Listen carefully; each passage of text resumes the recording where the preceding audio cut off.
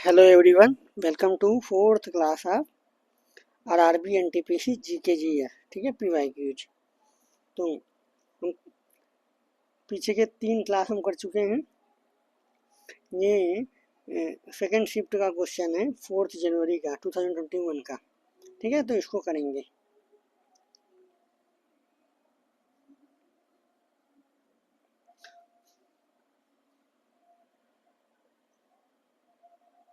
एक सेकेंड।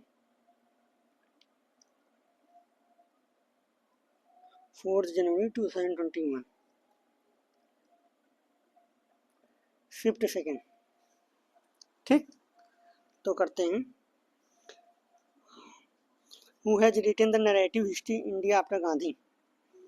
तो ये लिखा था रामचंद्र गुहा जी ने। ठीक है, और इंडिया आफ्टर गांधी क्या था?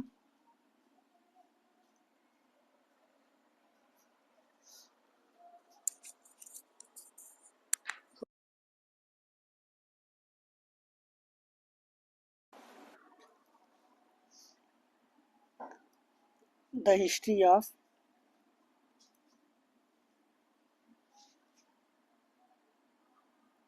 the world's largest democracy।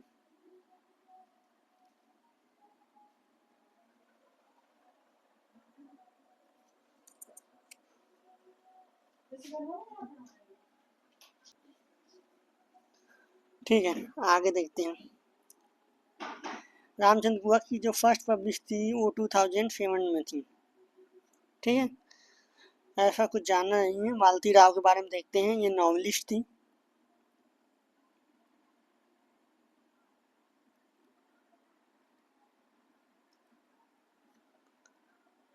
और शॉर्ट स्टोरी लिखती थी, शॉर्ट स्टोरी इंग्लिश लैंग्वेज में। इनकी नॉवेल, इनको जाना जाता है हर नॉवेल। ये इनकी बुक का नाम है, डिसऑर्डरली वुमेन। ठीक है, रामचंद्र गुहा का इंडिया पर गांधी ने देख ही लिया। और मालती राव जी को 2007 में साहित्य अकादमी अवार्ड मिला था। साहित्य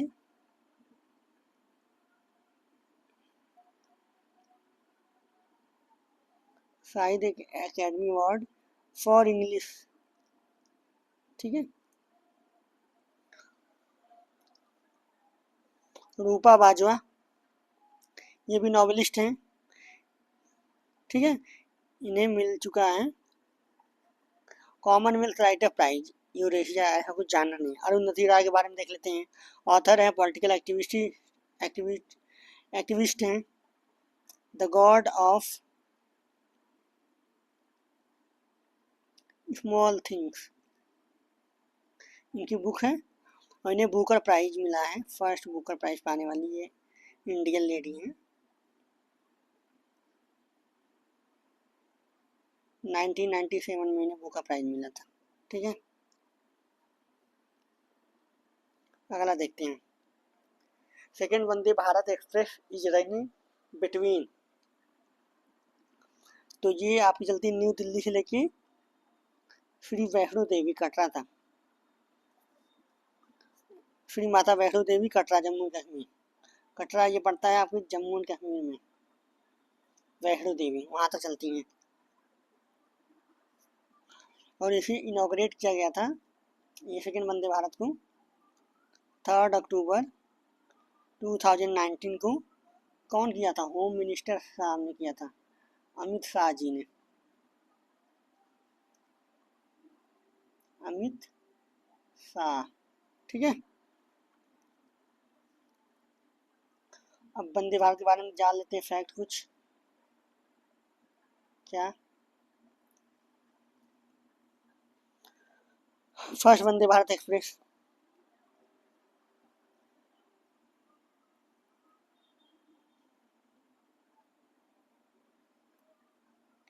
फर्स्ट वंदे भारत इसे ट्रेन 18 भी कहते थे। ठीक है, इनॉग्रेट किया गया था 15 फरवरी 2019 को। कौन किया था? पीएम नरेंद्र मोदी जी। ठीक है, और ये इसके स्टॉप्स थे कानपुर प्रयागराज। अगर इसकी एवरेज स्पीड देखा जाए तो वो 80 to 100 किलोमीटर पर आवर है। ठीक है, और ठीक है, ट्रेन 18 इसे कहते थे पहले, वंदे भारत इसका नाम रख दिया गया बाद में। ठीक है, आगे देखते हैं। Currently how many language are listed in the 8th schedule of the constitution? तो 22 लैंग्वेज हैं।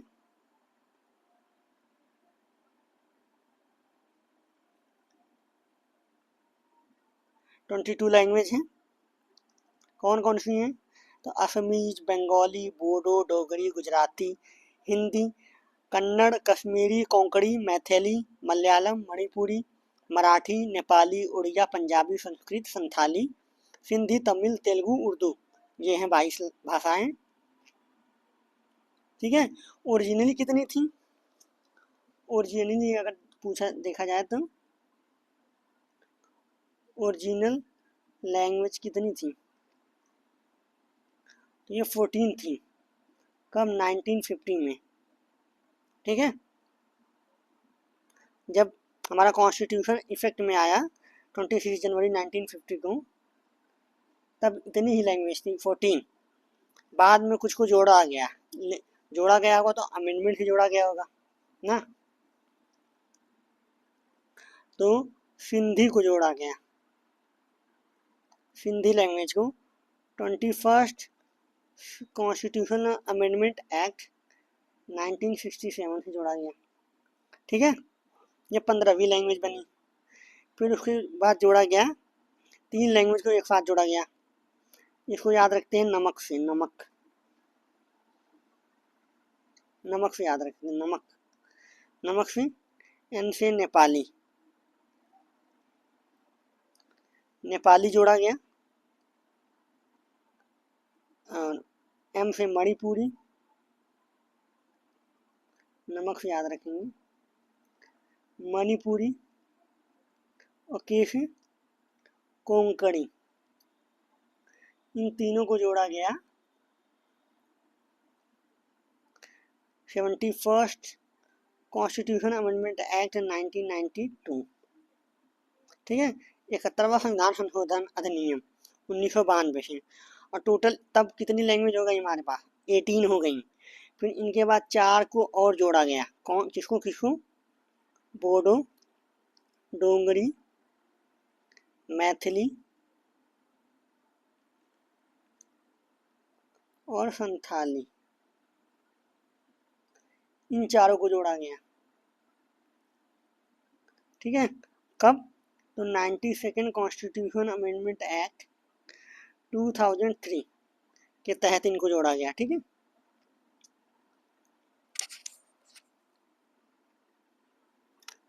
इनको जोड़ने के बाद टोटल 22 लैंग्वेज हो गई। तो 22 लैंग्वेज है। ठीक है,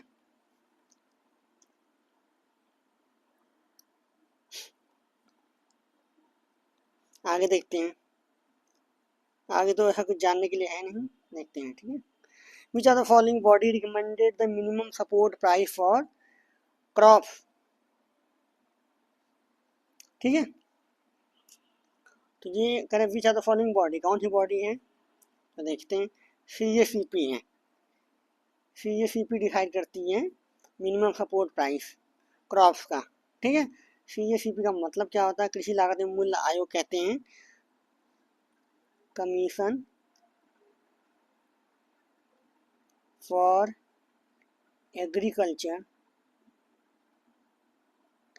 एग्रीकल्चरल कॉस्ट एंड प्राइसेस। ठीक है, इस्टेब्लिश कब किया गया था इसे? तो इसे 1965 में इस्टेब्लिश किया गया था। ठीक है। इसे एग्रीकल्चर प्राइसेस कमीशन को रीनेम करके CAP, पहले इसे एग्रीकल्चर प्राइसेस कमीशन कहते थे 1985 में, फिर इसे रीनेम कर दिया गया CACP 1985 में। 1965 में agricultural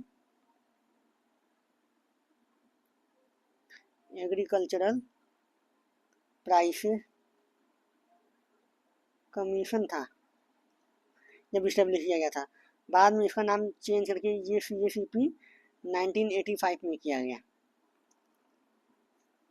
ministry of agriculture and farmer welfare के अंदर काम करती है और ये रिकमेंड करती है MSP minimum support price how many crops, 23 crops के लिए।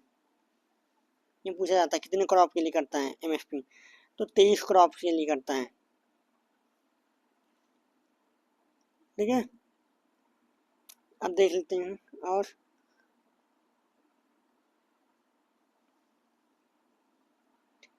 FCI देख लेते हैं, फूड कॉरपोरेशन ऑफ इंडिया। क्या है? Food corporation of India. इसे भी इस्टेब्लिश किया गया था 1965 में, 14 जनवरी 1965 में। और जो पहला डिस्ट्रिक्ट था वो तंजौर था, इसे तंजौर तमिलनाडु। ठीक है। हेडक्वार्टर FCI के कहाँ है? हेडक्वार्टर इसका न्यू दिल्ली में है। ठीक है। नीति आयोग के बारे में देख लेते हैं। नीति आयोग क्या है? तो 1 जनवरी 2050 को जो प्लानिंग कमीशन था उसका नाम बदल के रख दिया गया नीति आयोग। ठीक। इसका जो chaired by the prime minister होता है, PM चेयरमैन होता है इसका। नाबार्ड, नेशनल बैंक,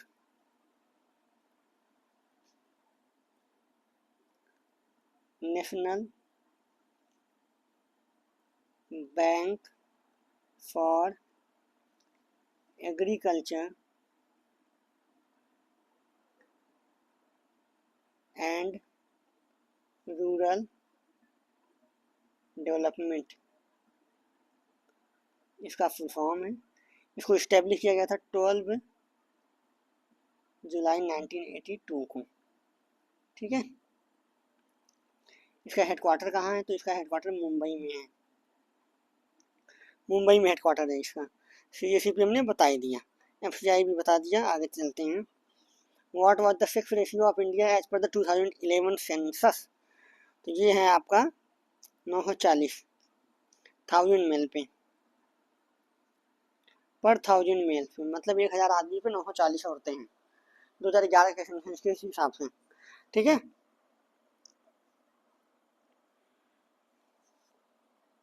और जो अगर 2001 का सेंसस की बात करें उसके अकॉर्डिंग कितना था, तो 933 फीमेल्स पर 1000 मेल्स। फर्स्ट सेंसस कब हुआ था इंडिया में? ऑफ इंडिया है, तो देखते हैं। जो फर्स्ट सेंसस था इंडिया का वो 1872 में हुआ था। और जो पहला सिंक्रोनस सेंसस था, यानी complete census, first synchronous census या कहें कंप्लीट सेंसस, ये हुआ था 1881 में हुआ था। ठीक है। वायसराय कौन था इस टाइम पे? तो लॉर्ड रिपन था। ठीक है। और रिपन वायसराय था कब से कब तक? तो 1880 से लेके 1884 तक ये वायसराय था इंडिया में। ठीक है। और कुछ जानना, father of census, Indian census किसे कहते हैं? अगर पूछ लिया जाए कि फादर किसे कहते हैं ऑफ इंडियन सेंसस का, फादर किसे कहते हैं? तो ये कहते हैं सर विलियम, दिख नहीं होगा ना, सर विलियम विल्सन हंटर, इन्हें कहा जाता है। ठीक है, इन्होंने 1881 में किया था। और ऐसे कुछ, where is the headquarter of UNICEF situated, 26 number. तो यूनिसेफ का हेडक्वार्टर कहाँ है? न्यूयॉर्क, यूएसए में है। ठीक है, यूनिसेफ का अगर फुल फॉर्म पूछ लिया जाए तो यूनाइटेड नेशन इंटरनेशनल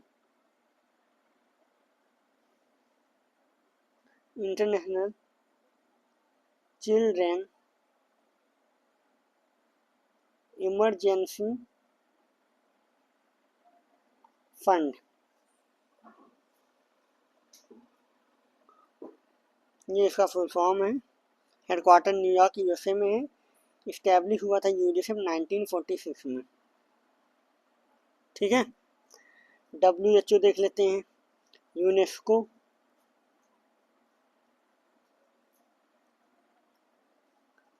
WHO, तो इसका हेडक्वार्टर है जेनेवा, स्विट्जरलैंड में। और यूनेस्को का हेडक्वार्टर कहाँ है? पेरिस, फ्रांस के पेरिस में है। कब हुआ था इस्टेब्लिश? 1945 में यूनेस्को बना था। WHO बना था 1948 में। ठीक है, FAO है food and agriculture organisation. UNESCO का फुल फॉर्म क्या है बता दिए है ना। WHO का वर्ल्ड हेल्थ ऑर्गेनाइजेशन, FAO का फूड एंड एग्रीकल्चर ऑर्गेनाइजेशन 1945 पीछे बताए हैं। ये रोम इटली में है, बार बार नहीं बताएंगे। ILO इंटरनेशनल लेबर ऑर्गेनाइजेशन 1919 में ये इस्टेब्लिश हुआ था। हेडक्वार्टर है जेनेवा, स्विट्जरलैंड। ठीक है, और United nation high commission of for refugee, ये तो ज़रूरत है नहीं। WTO देख लेते हैं, ये 1 जनवरी 1995 को बना था, इस्टेब्लिश हुआ था। इसका भी हेडक्वार्टर जेनेवा में ही है, स्विट्जरलैंड के। ठीक,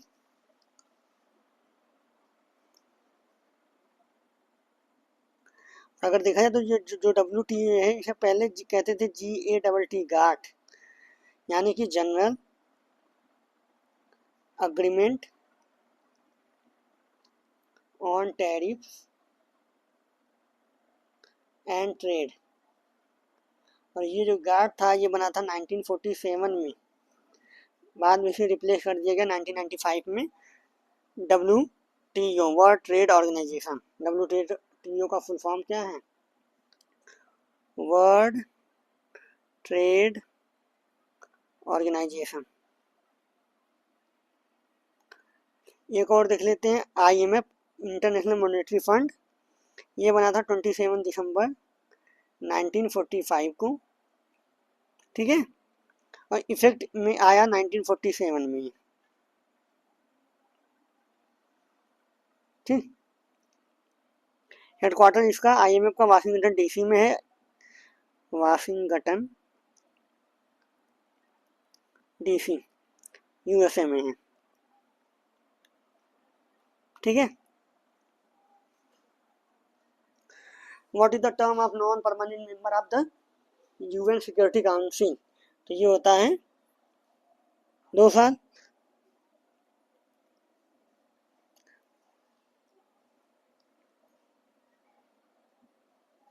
दो साल का होता है। 10 नॉन परमानेंट मेंबर होते हैं। नॉन परमानेंट मेंबर होते कितने हैं? तो ये 10 होते हैं। और परमानेंट होते हैं जो परमानेंट, ये 5 होते हैं। ठीक है, परमानेंट होते हैं। सिक्योरिटी काउंसिल में टोटल, इसलिए सिक्योरिटी काउंसिल में अगर पूछा जाए टोटल कितने मेंबर होते हैं तो ये 15 मेंबर, जिसमें 10 नॉन परमानेंट 2 साल के लिए चुने जाते हैं, परमानेंट 5 होते हैं। चाइना, USA, फ्रांस, UK और रसिया। ये 5 है। ठीक है, अगर यूएन के बारे में देखा जाए तो क्या क्या फैक्ट है इसके बारे में। ये 24 अक्टूबर 1945 को इस्टेब्लिश हुआ था और इसी दिन मनाया जाता है यूएन डे। तो ये याद रखिए, यूएन डे कब मनाया जाता है, 24 अक्टूबर को। ठीक है। फाउंडिंग मेंबर इसमें 51 थे। ठीक, आगे आगे चल जाए। और तो कुछ है नहीं जानने के लिए। इसके ऑर्गन देख लेते हैं। तो ऑर्गन कितने हैं, 6 हैं इसके।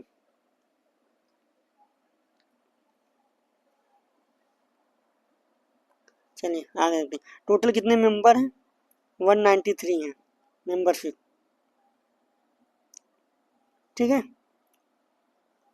अच्छा, इम्पोर्टेंट डेट और क्या है, ह्यूमन राइट्स डे ये कब मनाया जाता है, तो ये 10 दिसंबर को मनाया जाता है। World environment day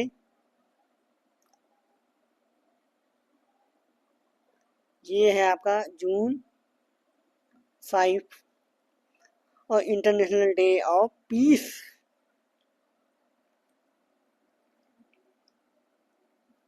international day of peace ये होता है 21 सितंबर को। इतना याद रखेंगे। ठीक है, आगे चलते हैं। क्या है अगला क्वेश्चन, सांबर लेक कहाँ है, तो सांबर लेक कहाँ है, राजस्थान में है। राजस्थान में जयपुर में। ठीक है, और देख लेते हैं इंपॉर्टेंट लेक जो इंडिया की हैं, जैसे डल लेक, ये कहाँ है। सांबर तो हो ही गया। चिल्का, चिल्का, चिल्का, वेम्बनाड, लोकटक। ठीक है, वूलर, पुलिकट लेक, कोलेरू, पुष्कर लेक और भीमताल। देखते हैं कहाँ कहाँ है ये। ठीक है, तो डल लेक कहाँ है, जम्मू कश्मीर में है, JNK में। चिल्का कहाँ है, राजस्थान में। चिल्का सॉरी, चिल्का है उड़ीसा में। और चिल्का लेक जो है ये इंडिया की लार्जेस्ट ब्रैकी वाटर लेक है, यानी खारे पानी की झील। खारे पानी की काफी बड़ी झील है। ठीक है, और ये लार्जेस्ट है किसमें, कोस्टल लैगून लेक भी है, याद रखेंगे।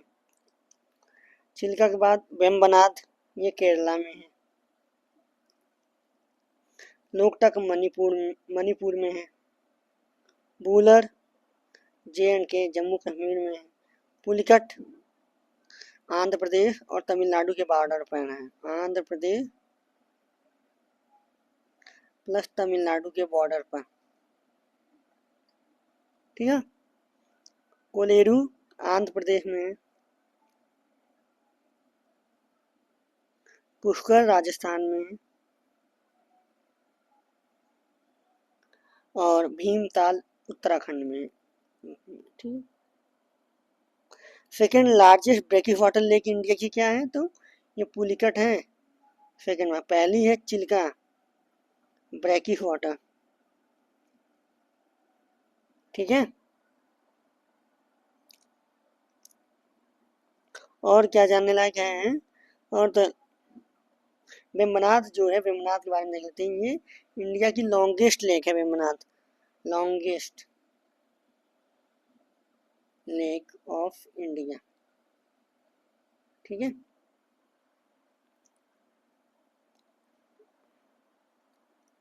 चलिए और तो ऐसा कोई नहीं। Right to free and compulsory education act was passed by parliament in the year. कब पास किया गया था? ये 2009 में किया गया था। ठीक है, इसे RTE एक्ट भी कहते हैं। RTE, right to education, right to एजुके फ्री एंड कंपलसरी एजुकेशन को RTE एक्ट भी कहते हैं। ठीक है, अच्छा अच्छा, इंडियन कॉन्स्टिट्यूशन के बारे में जान लेते हैं कुछ फैक्ट इंडियन कॉन्स्टिट्यूशन के बारे में। क्या है फैक्ट जानने लायक? तो पहला की date of adoption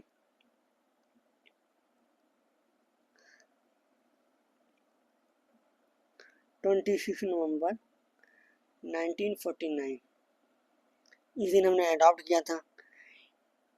date of coming into effect, प्रभाव में कब से आया, कब से लागू हो गया?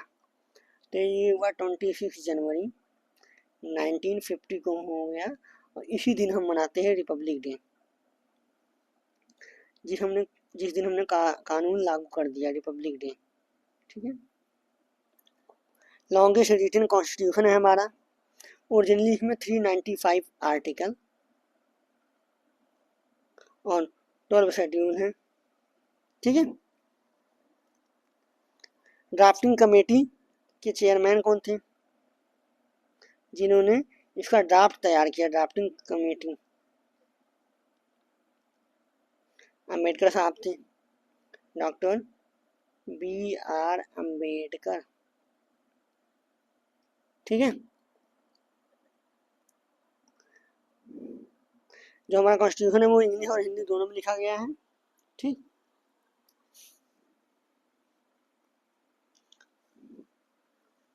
और 12 शेड्यूल है हमारे। शेड्यूल के बारे में भी लास्ट में देख लेंगे। ठीक है, तो चलिए देख आगे देखते हैं।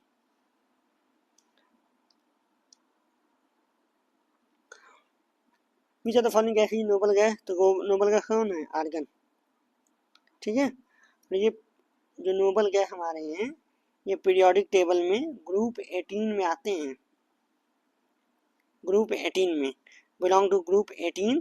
इनको और भी क्या क्या क्या कहा जाता है? ग्रुप 8A और 0 ग्रुप कहते हैं। ठीक है, ये किसी से रिजेक्ट नहीं करते हैं, इसे याद कैसे रखते हैं? नोबल गैस और कौन कौन सी हैं? तो हेमा, नेहा और करीना, जीती, Raina. Helium, neon, argon, krypton, xenon और रेडॉन। ये हमारी नोबल गैस हैं जो बहुत ही जो रिएक्ट किसी से नहीं करती हैं। ठीक है, हीलियम एकमात्र है क्या जिसके आउटर शेल में केवल 2 ही इलेक्ट्रॉन होते हैं बस।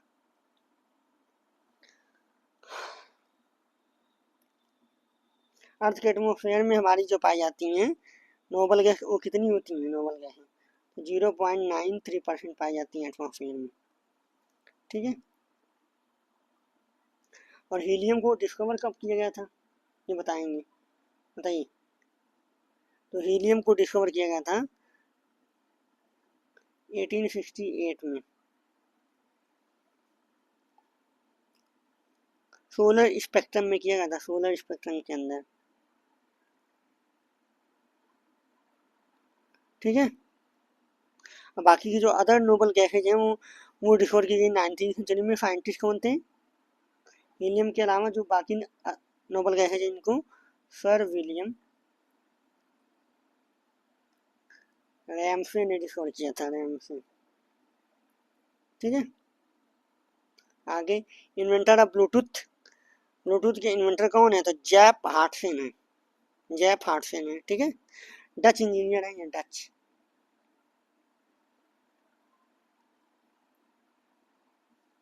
इंजीनियर, ठीक है। चार्ल्स सिमोनी कौन है? तो इन्होंने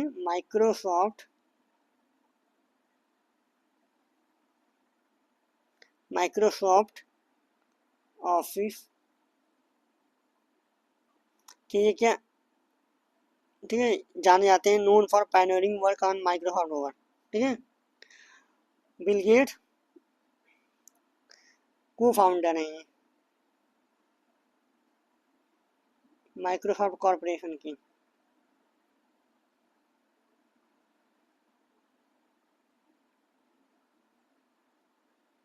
माइक्रोसॉफ्ट कॉरपोरेशन, ठीक।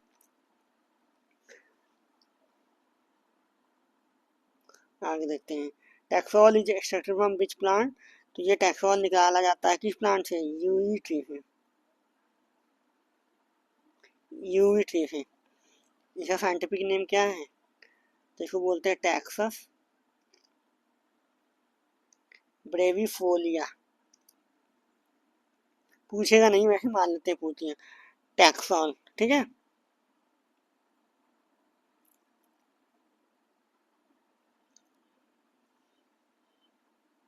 Who founded the Mohammad Anglo oriental college 1875 में? तो मौलाना अबुल कलाम आज़ाद, जाकिर हुसैन, सर सैयद अहमद खान, मोहम्मद अली जिन्ना। तो किसने किया था? सर सैयद अहमद खान ने किया था। कब? 1875 में, ठीक है। बाद में ये बन गया, ये जो कॉलेज है ये बाद में AMU अलीगढ़ मुस्लिम यूनिवर्सिटी बन गया, ठीक है। जाकिर हुसैन कौन थे? तो हम इंडिया के फर्स्ट मुस्लिम प्रेसिडेंट,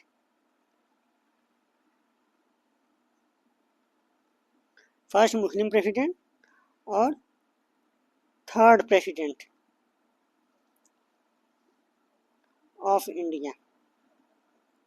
तो फर्स्ट मुस्लिम प्रेसिडेंट थे पहले, थर्ड प्रेसिडेंट थे इंडिया के, ये 1967 से 69 तक रहे थे, ठीक है।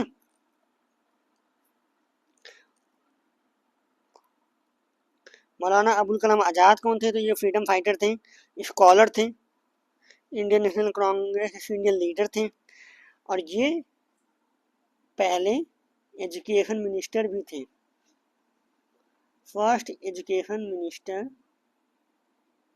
मौलाना अबुल कलाम आज़ाद, अब्दुल कलाम नहीं है। इन्हीं की बर्थडे पे मनाया जाता है, इनके बर्थडे पे मनाया जाता है, क्या मनाया जाता है? इनके बर्थडे पे मनाया जाता है नेशनल एजुकेशन डे, ठीक है। सर सैयद अहमद खान, ठीक, ये तो बता दिए इनके बारे में, अलीगढ़ मुस्लिम यूनिवर्सिटी इन्होंने बनाया था। मोहम्मद अली जिन्ना फाउंडर क्या था? ये पाकिस्तान का फाउंडर था ना।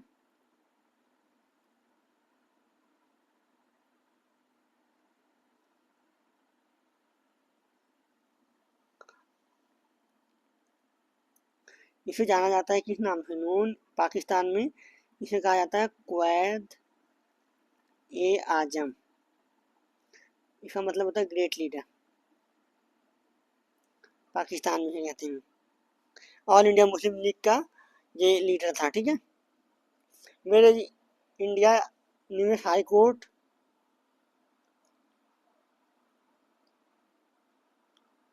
ठीक है। अच्छा, एक चीज कॉलेज के बारे में देख रहे हैं तो एक चीज और देख लेते हैं। क्या? कहाँ देखते हैं? यहाँ देख लें,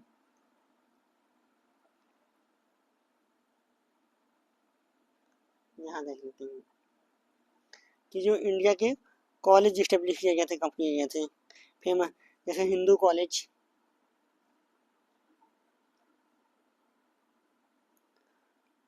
जिसे प्रेसिडेंसी कॉलेज कहते हैं आज,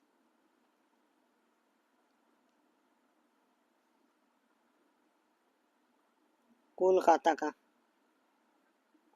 कब स्टेब्लिश हुआ था? तो ये 1817 में हुआ था स्टेब्लिश। ठीक है। किसने किया था? राजा राम मोहन राय ने किया था, RRR, ब्रिटिशर के साथ। ठीक है।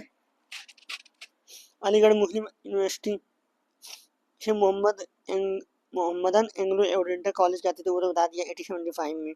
सर सैयद अहमद खान ने किया था उत्तर प्रदेश में। ठीक है। सेंट स्टीफन को देख लेते हैं।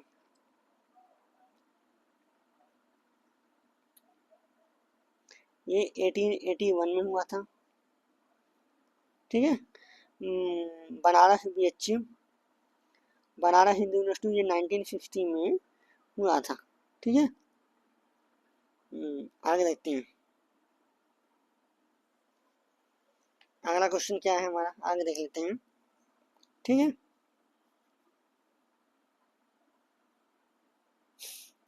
As of November 2020 where is Indian high court, कहाँ है? तो ये हमारा आंध्र प्रदेश हाई कोर्ट।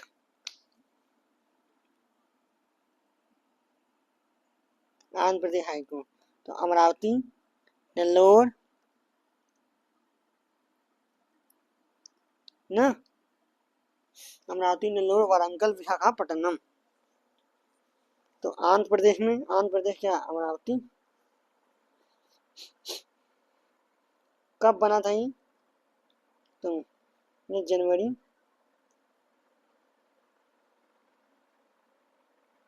1, 2019 में इस्टेब्लिश किया गया है। ठीक। पहले हाई कोर्ट की बात कर लें तो first high court in India. Total high court कितने हैं? तो ये 25 है इंडिया में। फर्स्ट हाई कोर्ट कब बना था? तो ये इंडियन हाई कोर्ट एक्ट 1861 में के तहत सबसे पहला जो बना था, पहला कैलकाता था, कैलकाता हाई कोर्ट। फिर उसके बाद दूसरा बना बॉम्बे हाई कोर्ट इसी एक्ट के तहत, और 1862 में बना मद्रास हाई कोर्ट। तीनों 1862 में बने। मद्रास तमिलनाडु में है, बाकी पता है। बॉम्बे महाराष्ट्र में, कलकत्ता वेस्ट बंगाल में। Total number of high court 25 हैं। ठीक है। अच्छा, हाई कोर्ट से रिलेटेड आर्टिकल देख लेते हैं। आर्टिकल क्या क्या है? ठीक है।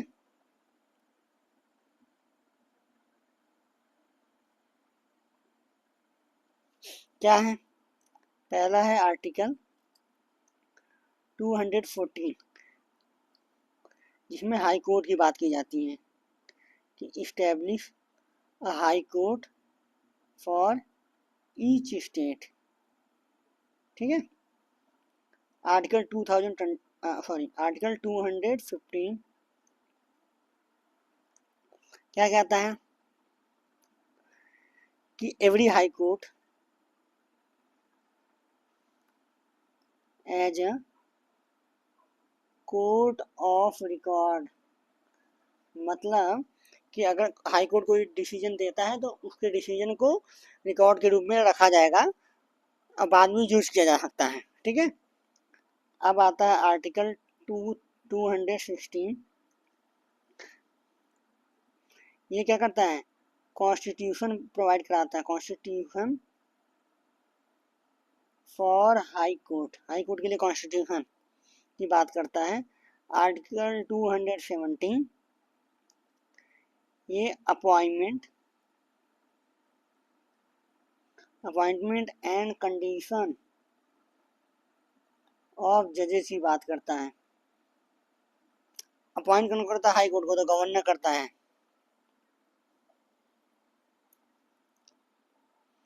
आर्टिकल 226 देख लेते हैं, ये क्या? तो ये बात करता है रिट के बारे में, issue writ for fundamental right. अगर किसी के फंडामेंटल राइट का वायलेशन हुआ है तो आर्टिकल 226 के तहत हाई कोर्ट जा सकता है।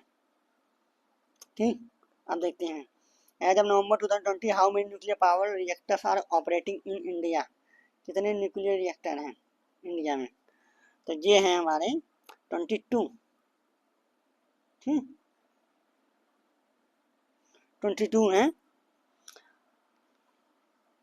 जिसमें से ऑपरेशनल हैं 7।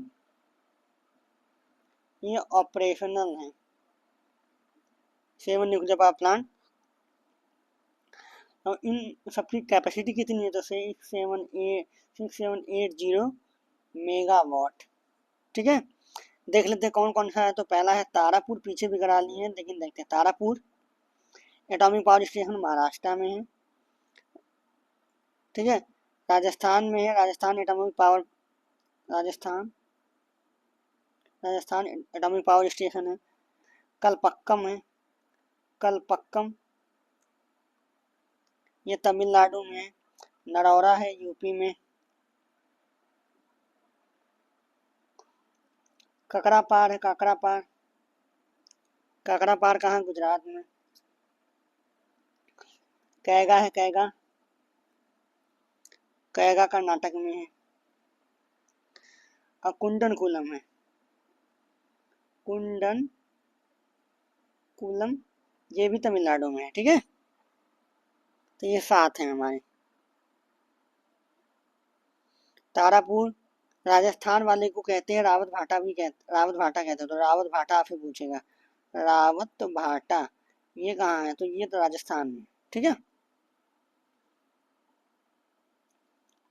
बाकी अपकमिंग है तो उनके बारे में तो छोड़ दीजिए, बाद में देखेंगे। ठीक है, अगला देखते हैं। When was Gandhi Smriti and Darshan Samiti form, ये कब बना था? तो ये बना था सितंबर 1984 में बना था, सितंबर 1984 में बना था। ठीक है, 2 सिग्निफिकेंट इंस्टीट्यूशन को मिला के बना था। यहाँ ये जो बना था, ये 2 सिग्निफिकेंट इंस्टीट्यूशन को मिला के बना था। कौन कौन से? गांधी स्मृति एट 5 टीज जनवरी मार्ग,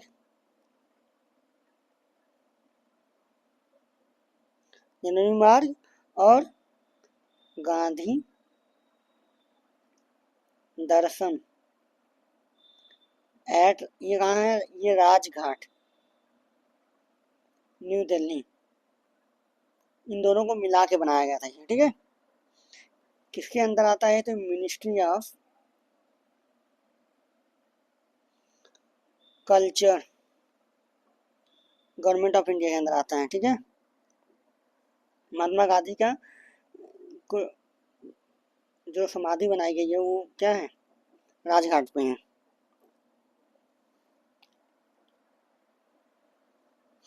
और ऐसा कुछ नहीं है। In which year was the construction of Jama Masjid, Jama मस्जिद कब बना था?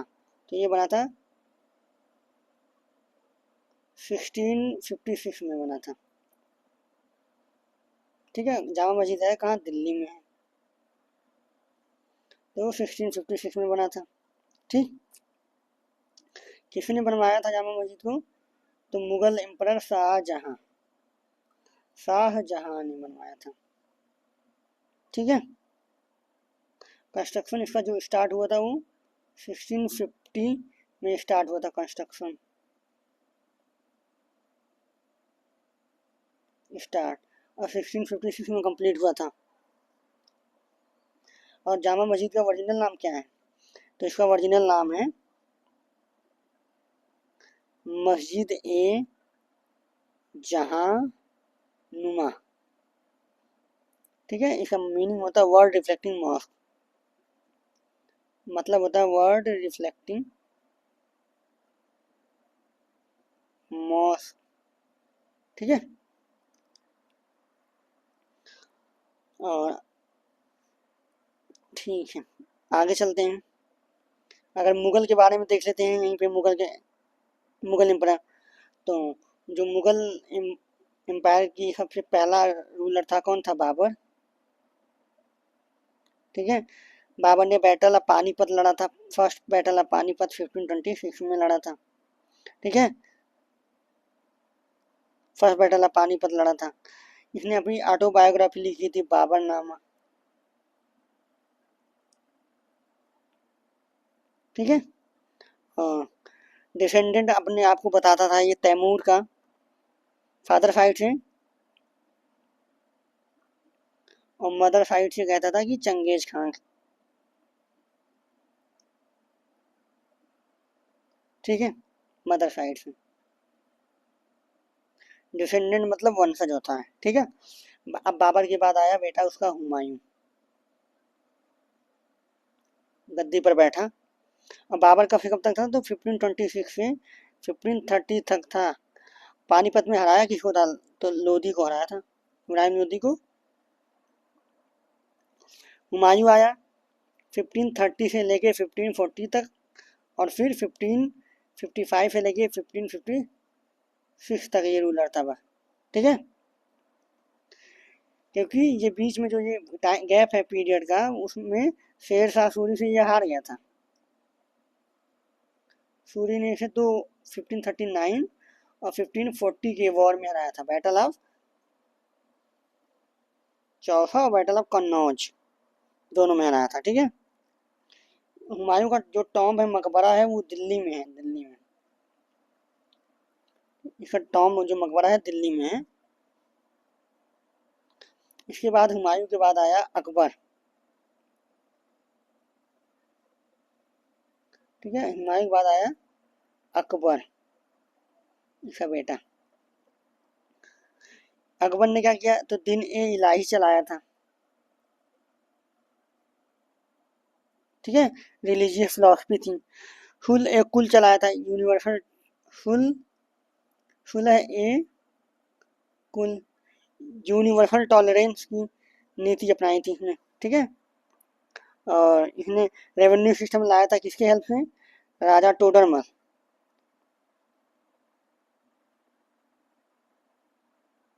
ठीक है, रेवेन्यू सिस्टम लाया था,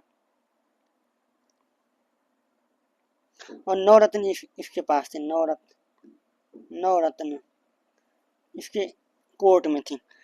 अकबर के बाद आया जहांगीर। ठीक है, चेन ऑफ जस्टिस के लिए फेमस था ये, चेन ऑफ जस्टिस के लिए फेमस था। टाइम पीरियड इसका 1605 से 1627 में था। ठीक है, मैरी इसने किया था नूर जहां से शादी किया था, नूर जहां। इसके बाद जहांगीर के बाद शाहजहां, उसके बाद औरंगजेब, और औरंगजेब के बाद मुगल एम्पायर खत्म हो गया लगभग।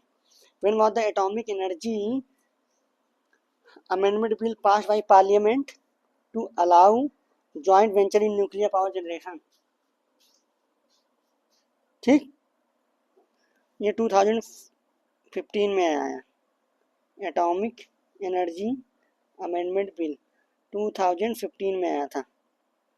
अगर लोकसभा में कब इंट्रोड्यूस हुआ, तो दिसंबर 7 2015 में। ठीक है, पास्ड हुआ 14 दिसंबर 2015 को। राज्यसभा में गया 23 दिसंबर को, और वहाँ से पास हुआ 31 दिसंबर को। ठीक है,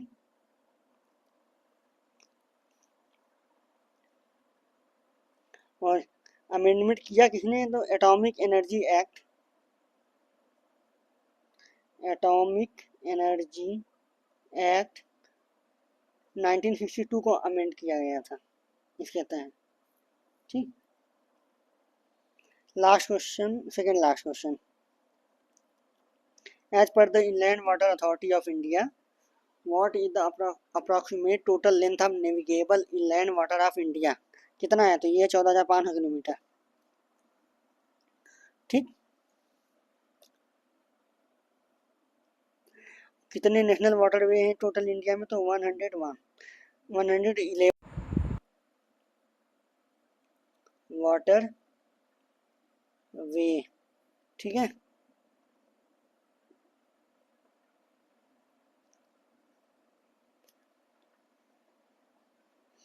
अगर देखा जाए तो inland waterway authority of India, ये कब इस्टेब्लिश हुआ था? ये अक्टूबर 27, 1986 में इस्टेब्लिश हुआ था। हेडक्वार्टर कहाँ है इसका? नोएडा, उत्तर प्रदेश। किस मिनिस्ट्री के अंदर आता है? तो ये आता है ministry of ports, shipping and waterway. Total 111 waterway हैं इंडिया में। अगर पहले नेशनल वाटरवे 1 की बात करें तो ये है गंगा, भागीरथी, हुगली रिवर सिस्टम में। कहाँ से कहाँ तक है ये? तो ये है आपका इलाहाबाद,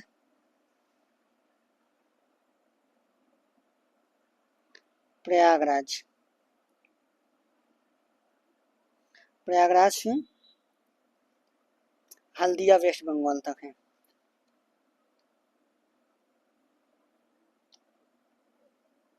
हल्दिया वेस्ट बंगाल तक है, ठीक है। टोटल डिस्टेंस कितनी है इसकी? तो 1600 किलोमीटर है अप्रॉक्स, 1620 किलोमीटर, ठीक है। कौन कौन सी स्टेट से जाता है? तो यूपी, बिहार पड़ता है, झारखंड और वेस्ट बंगाल, 4 स्टेट हैं। वाटरवे 2 की बात करें तो ये है ब्रह्मपुत्र रिवर में है,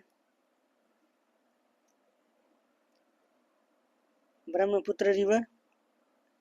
कहाँ से कहाँ तक? सदिया, सदिया टू डुबरी, असम में है। और ये है 891 किलोमीटर, ठीक।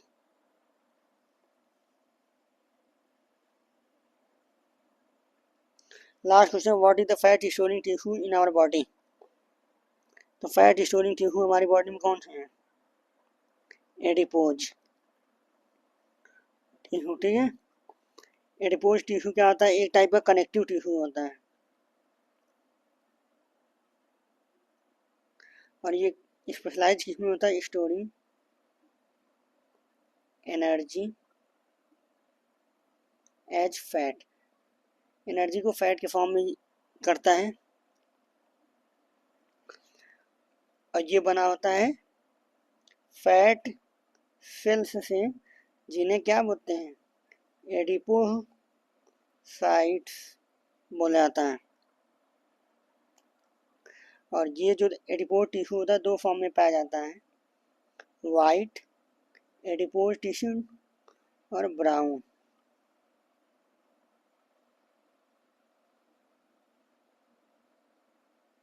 ठीक है। फंक्शन क्या है एडिपोज टिश्यू का? एनर्जी स्टोर करता है, एनर्जी स्टोरेज में। और क्या करता है? इंसुलेशन करता है, मतलब हेल्प करता है, मेंटेन करता है बॉडी टेम्परेचर को, बॉडी टेम्परेचर को मेंटेन करता है।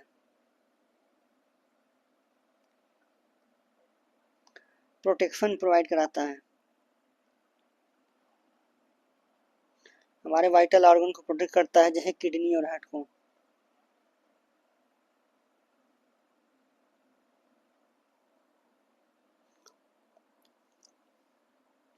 टाइप हमने देख ही लिया। देख लेते हैं प्लांट टिश्यू के बारे में, देख लेते हैं प्लांट टिश्यू क्या होते हैं।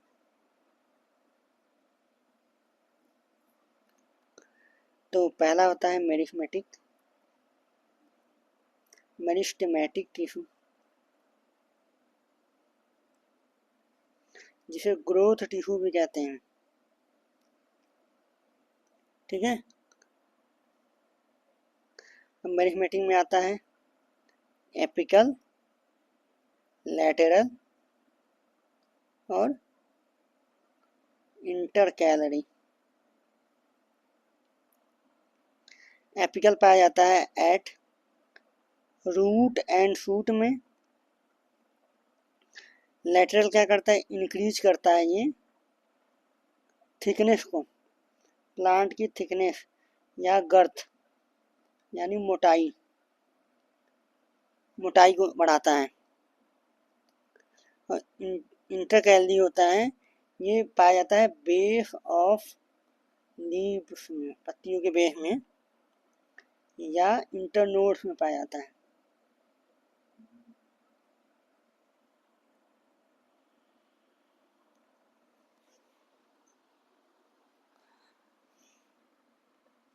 ठीक है, इतना है। चलिए ठीक, थैंक यू।